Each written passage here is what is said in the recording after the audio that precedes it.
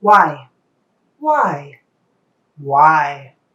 Why do companies that have every resource, companies that are already the leader in their field, that have every connection, business advantage, huge stacks of hundreds of millions of dollars, why do those companies so often fail to succeed and thrive at innovation? Why is it even possible for a Netflix to come around when Blockbuster is already there and has every single advantage? I think the answer is a combination of kind of how businesses operate and also just human nature. And in this video, I'm going to dive into just my theories on what creates this atmosphere that kills innovation. And there are lots of examples of this. I think the recent popularity emergence of TikTok and the kind of MySpaceification of Facebook and Instagram is like a current one we're in the middle of.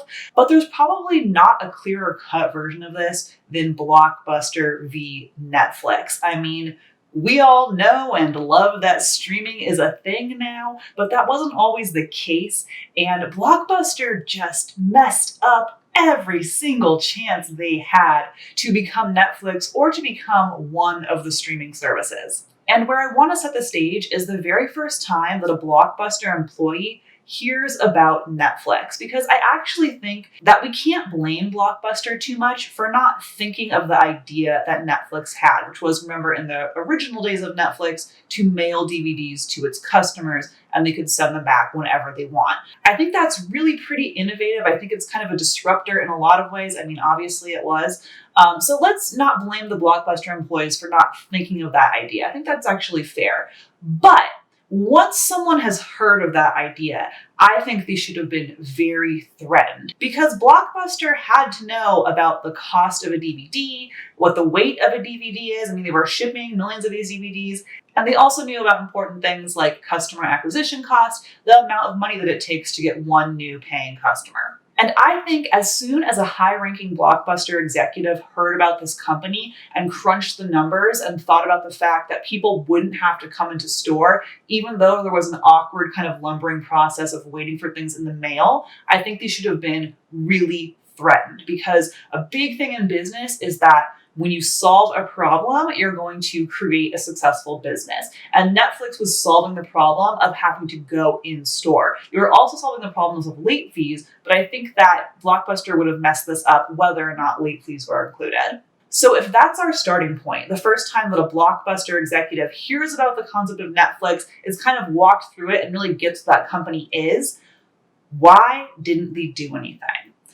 There's really only one answer. And the answer is they weren't threatened. If they had been threatened by Netflix, if they had understood the threat that was coming for them, they would have adopted earlier. So we kind of have the answer. Blockbuster heard about Netflix, they weren't threatened. That is a stupid and bad move on their part. And in case you're kind of sympathizing for them and saying, I don't know, maybe just if you heard the idea, you wouldn't really get into it. And like the mail thing, thinking back to the very early internet days, maybe that just wasn't going to seem popular.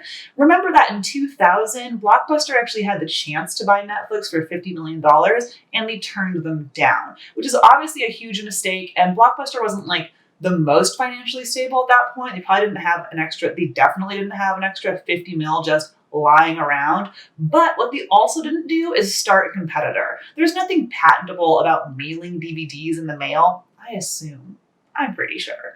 And so that means that Blockbuster that day could have like left their Netflix meeting and been like, let's just start doing a mail back problem. I mean, even if they had just let people take envelopes home from the store and drop them in their own mailbox instead of having to go back to Blockbuster to return it, that could have been something. But they just made no attempt to cut off Netflix or stop any of its progress, which then goes again back to they must have just not been threatened, which is so stupid. And even another thing they could have done is just run a bunch of market surveys. They could have said, okay, we're not sure if Netflix is going to be a big hit or not. Let's spend $500,000 on really testing out this idea. Let's get a bunch of focus groups. Let's like do a sample thing in one store and see if people use this feature, and let's see if it's popular. So I just can't emphasize that this company with so many resources had every single chance to completely crush Netflix and did nothing instead. And so there's nothing left to blame this on except for the failure of the people at the top of the company. And the fact is that businesses are like kingdoms. They are large organizations that are run by a very small number of people at the top with almost all the power. Because it wasn't the people at the Blockbuster stores that made any mistakes. 99% of the employees had nothing to do with any of these decisions. This was all the most highly paid, the most decorated business leaders, the fanciest of the Blockbuster executives. It's their fault. So what was going on with them? And to start off thinking about them, let's just think about everyone who's a CEO or a top level executive at a really fancy, nationwide huge company like Blockbuster. First of all, they're getting paid a lot of money, so they're rich, and they've probably been rich for a long time. It's not like you're going to become the VP of Blockbuster a year out of college. This means that you're probably at minimum in your late 30s, more likely 40s and 50s, and that you are really an established business person. You've had a career in business, people trust you, and you feel really confident as a business person yourself. You're like, I've got this. I've got 25 years of experience. I'm the freaking VP of Blockbuster. Everyone's heard of Blockbuster, and I'm the one that's driving profits. So on average, I'd say it's fair to say that you're really confident in yourself. And Blockbuster has also been really good to you. I mean, for you, Blockbuster is a huge part of your life, right? There's never a day that goes by when you don't at least think about Blockbuster. Blockbuster is paying for your entire house, your lifestyle, your kids going to college. It's all off Blockbuster's dime. You love Blockbuster. You have a lot of strong, personal, deep-rooted feelings that are probably mostly positive towards Blockbuster. So for you, someone who spends a minimum of 8 hours a day thinking about Blockbuster, are you even going to really think about the possibility that it's going to become completely irrelevant for most people? No, it's just kind of occupying so much headspace, so much of your mind that you're just like, Blockbuster, we all love Blockbuster, right? I mean, I know that I love Blockbuster. Who doesn't love Blockbuster? It's Blockbuster. We all think about Blockbuster. So my point is that when it comes to how people are honestly feeling about Blockbuster, all those executives honestly have no idea. The only way that they could know was to do deep market analysis and research constantly, which I hope they were doing, or I'd assume they were, but it seems like they weren't if they never caught wind of this. And even to get more granular on that point, let's think about what are the Blockbusters like that are near the headquarters of Blockbuster. I'm going to guess that 2 blocks away from their huge building, if there was a Blockbuster, it wasn't some shitty crumbling down Blockbuster with bad employees. It's probably a flagship. It's like Starbucks in Seattle, They're like, get the best people here, make it the most friendly. These are the Blockbusters that all of the Blockbuster, employees are going to be using. They're probably the cleanest, the biggest, the most selection. The fact that you work at Blockbuster means that you're also probably going to Blockbusters where you're getting a really, really nice experience. Just think about a random employee finding out you're talking to the head of marketing at Blockbuster while you're in the Blockbuster that you work at. You'd probably be so nice to them, you'd be so excited. So it's pretty much impossible for you to have a bad experience at Blockbusters. And now let's think about how you, a Blockbuster executive, would rent a movie if you needed to watch it. You could go to the Blockbuster that's close to wherever you live, next to this Blockbuster headquarters, but is it really likely that that's even what you're doing? I'd bet that they'd have assistants that would just drop off whatever movie they wanted at their homes whenever they wanted them. Or there's some kind of mini free executive Blockbuster where you can just go and take out whatever you want whenever you want it, and there's no late fees or consequences for taking out 100 movies.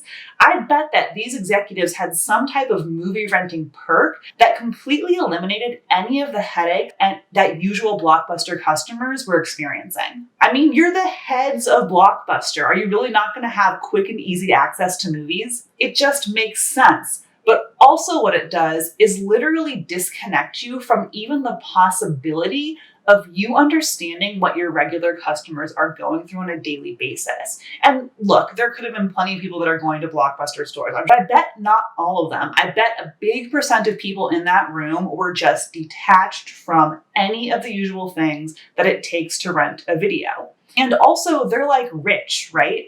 Just think about the Blockbuster VPs, and now think about some random person who worked all day, they still have to make dinner, their spouse isn't helping, they've got 2 kids that are screaming at them, and then they have to drive to the store and rent a movie just so the kids will shut up. What I'm trying to paint a picture of is that the execs would have no connection to that experience, so they would be completely removed from any knowledge of what most people were thinking about Blockbuster. I don't think anything in particular was unique about Blockbuster. I think that's just the way that most huge companies are. It'd be kind of hard not to be. I mean, those really rich, fancy executives are like working constantly and have a bunch of extra obligations. Plus, like, why would you even want one of those jobs unless you got all of these perks and all this money? So it's just kind of the system that's set up. But I also think it definitely contributed to its demise, and also is responsible for a lot of detachment between what the heads of companies and what regular people are doing. Okay, so with all of that, let's peel back again to that first time that a Blockbuster employee hears about Netflix. And another even extra layer of how bad they messed up is, remember, they already went through a technology change. They started out as VHSs and they had moved to DVDs, right? So they understood, like, hey, technology in your space is changing so rapidly that your entire business is going to change from year to year. So why didn't they care? These aren't in any particular order, but I think that they were comfortable where they were. I think they were confident and egotistical. And I think they were a bunch of people that didn't care about innovation. They didn't care about technology changes. They cared about making money through brick and mortar stores they already had. Also in the mix is the fact that, like, nobody likes to work.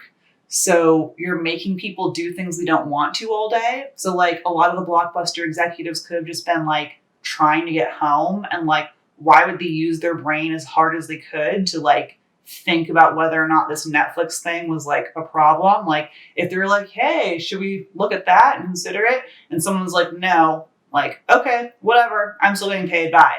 You also never know what power structures or toxic personalities are like in the workplace. I mean, I gotta believe that somebody at Blockbuster saw the writing at the wall. It was a company that employed thousands of people, and all those people did all day was think about how to get movies into the hands of the masses. Like, someone inside Blockbuster knew that Netflix was a huge threat and that they should be doing more. Maybe lots of people. But also, maybe Gary was like some toxic VP that just never let anything go past him. And maybe 7 out of 10 marketing managers under Gary were like, we have to consider this. And then Gary's like, no, we don't. And then he never took it to the top. Or maybe those managers didn't even bring it up because they're just like, Gary hates ideas that weren't his. He's against Netflix for some reason. Like, just go home and don't worry about it. Honestly, when I think about what happened, like, that reason is probably a huge factor. Just like bad personalities, mean people that shut people down and stop innovation. And also a sympathetic view, remember that these were also really, really busy people. Like, in my mind, I kind of picture them just like sitting in an empty room all together, just like batting away Netflix and then doing nothing. But they were running a huge corporation. It wasn't like by ignoring this Netflix thing that they were like not doing their job. They were doing every part of running Blockbuster. So it takes a lot of finesse and extra care to, like, also be looking out for future threats. But in my opinion, all companies should do this anyway, because you're going to need to innovate and change. So, like, making your entire calendar blacked out so you don't have time to, like, think about upcoming changes to your business doesn't make sense. But again, there's always next quarter to think about. So a lot of companies just never get to that type of stuff. Another big factor in this case is the nature of brick and mortar versus online. These two are kind of commerce enemies, and I think that there was just obviously so much that Blockbuster had already poured into brick and mortar that they just didn't want to enter that online space. Besides the late fees, which were a huge part of Blockbuster's business plan, I also bet they were just really addicted to thinking of themselves as a brick and mortar company. You know, you could buy popcorn and candy that you were going to eat while you're watching the movie. And I bet that there were people going, we can't do mail because we can't lose the popcorn money. The popcorn money is what's going to get us to the next level. In fact, one of Blockbuster's investors, Carl Icahn, actually specifically was like, absolutely not. We cannot do online. We are a brick and mortar business. And he was powerful enough to actually get a CEO kicked out and then get his guy, Jim Keyes, installed with the vision of, like, we're not going online. We're keeping brick and mortar. Nico Celentano, a former Blockbuster shareholder, actually wrote this about Jim Keyes.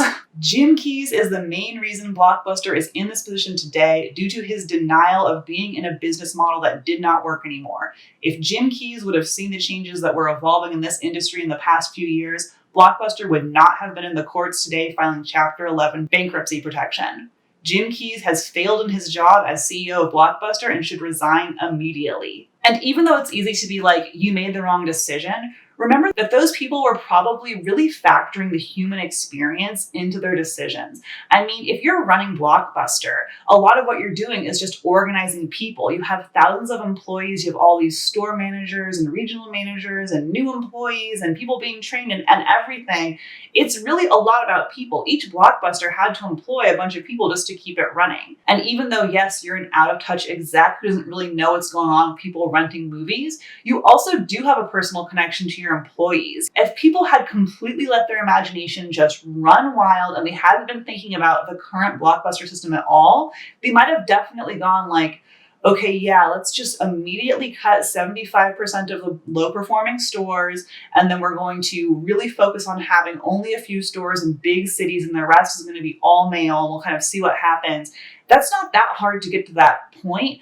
But remember, if you're running Blockbuster, you're thinking to yourself, as soon as you go, okay, to be honest, 75% of our stores aren't really profitable enough anyway, you're thinking to yourself, oh my God, that's 16,000 people, that's 20,000 people, that's all of these people, and then also all these communities. And also remember, this is your life. You've spent your life working on Blockbuster. If not your whole life, then this chapter of your life. And so you really want to stay away from the fact that like, it could all be wrong. Of course, none of this mattered because the result of being nice and kind of thinking we can't lay off all these people ended up in all of them losing their jobs. So you have to kind of toggle in between. And I know this point is kind of against my previous point of like, there are these cold, harsh, detached executives that like don't care about anybody. But I think that they're both true because you can't remove humans from any system built by humans. And so that means that we're making all of our wild decisions that are super emotional. Even if we think that we're being super logical, we're actually,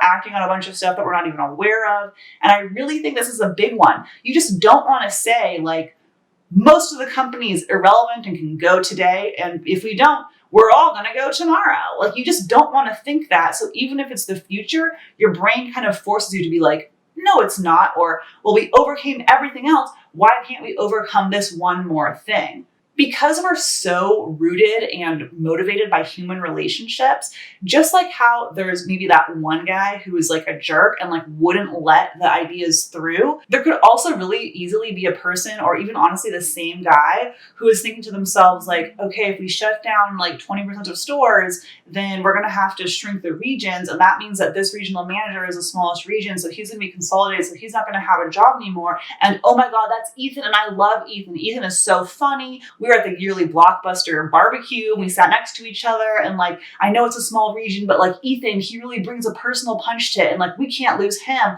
Like these types of decisions really affect all of our minds. And when these hiring decisions are being made, we want to think that like they're logical and just based on like facts and business, but it's just muddy. The waters are muddy is what I'm saying. And then the decision making is muddy because the thought process was muddy. And don't get me wrong, everyone's ruthless. If they had known what was going to happen, they would have made the cuts. But to be the person inside advocating like, hey, we suck, we really need to change, especially if you're getting pushback, that makes you really question yourself. It makes you feel bad. Like, why am I being so negative if they don't think it's such a problem? Because everyone in Blockbuster is rooting for all of Blockbuster's decisions to have been correct in the past and to be correct now. People just don't want to get to a point and be like, everything's wrong. What do we do? That takes a lot of confidence, a lot of openness to be saying these types of things. And there's just a lot of companies where there's very, very immature people at the very top. And remember, all these people were coming into work and thinking about Blockbuster all day long, every day. How could they have anticipated that most people were thinking, this means nothing to me, I'm happy to let it just die in a year from now? Another factor is just luck. So if you have people, again, who have risen to the top, their life has been a series of moves that have worked out for them. And yes, hard work is involved, but with any successful people, it's a lot of really good luck. And so you have people that then they've had the luck to get to the top of this career, also hard work, yes, but also luck. And then they're thinking, well, all of these moves worked out when I did them, so that was because I'm smart and competent. They're not factoring in like that was going to work no matter what you did, or like your instinct was like bad, but like you got lucky and this happened to work. So that doubles down into confidence, which just becomes this immovable thing of like, we can't be wrong. We're the Blockbuster executives. So yeah, after going through all of this, I can definitely see why the executives didn't see this coming. You know, they were just busy with their lives doing what they thought was best at the time with information that was available to them. But even though they were doing their best wasn't good enough and they should have made different decisions. I don't think the things I said really added up to a good excuse. I think that this was there for the taking and they bungled it. Especially when you compare and contrast all the other companies that are in this kind of similar boat, big companies that even though they were innovative at one time, they just can't keep that going. I mean, things change. It's kind of like how stand-ups usually have a few really good albums and movies, and then the back 2/3 of their career is really unfunny and bad. People just lose their edge. They lose relevancy. As you become successful and rich, you become detached from what most people are experiencing. So it's not really possible for an individual to stay relevant forever. Our brains just eventually curdle.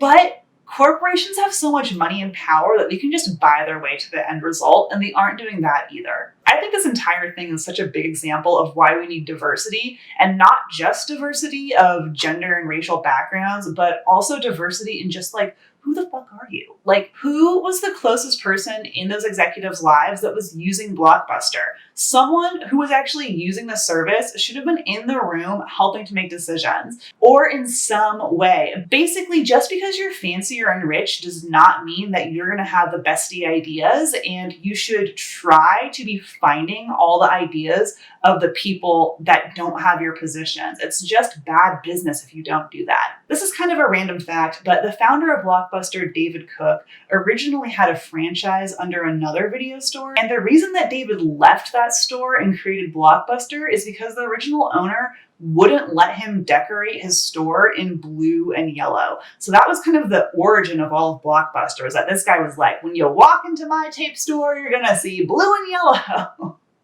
Which is such a random idea, but also like he obviously had passion for that idea. He had a vision, and like if you're old enough, you can remember that like the Blockbuster tape is very visually striking. And so in the end, Blockbuster fell to the same fate that its predecessor VideoWorks did.